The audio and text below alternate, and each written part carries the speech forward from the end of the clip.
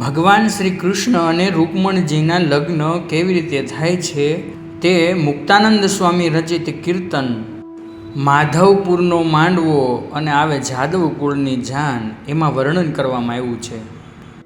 કુંદનપુરના રાજા ભીમકરાય પોતાની કુંવરી રૂક્ષ્મણીના લગ્ન જ્યારે કૃષ્ણ સાથે નક્કી કરવાનું કરે છે ત્યારે તેનો પુત્ર રૂકમય તેને આ મંજૂર નથી અને તે પોતાના મિત્ર શિશુપાળને તેડાવે છે.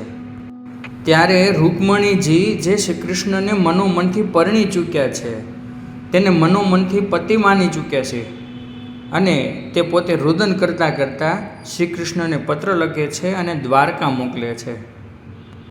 અને પત્રમાં એવું લખે છે કે હે પ્રભુ, હું તમને મનથી પરણી ચૂકી છું અને અહીંયા અમારા ભાઈ બીજે લગ્ન કરાવે છે અને જો એમ થશે તો હું મારું જીવન ટૂંકાવી લઈશ અને આપ મને જીવાડવા માગતા હોય તો વહેલા આવીને મને લઈ જજો.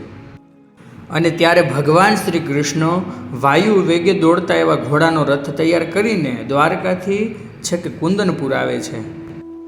અને રૂકમય જ્યારે ભગવાન સાથે યુદ્ધ કરે છે ને ત્યારે પ્રભુએ સુદર્શન ચક્રનો ઉપયોગ કરીને તેને મારવા દોડે છે.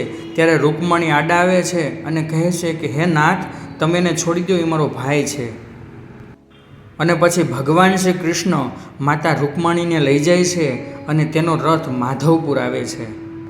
અને ત્યારે મુક્તાનંદ સ્વામી આગળ કીર્તન દ્વારા લખે છે કે અખિલ બ્રહ્માંડનો માલિક જ્યારે વરરાજા થાય છે ને ત્યારે તે રૂપ કેવું છે અને તેને શણગાર કેવા સજા છે એ કીર્તન દ્વારા એ બતાવે છે.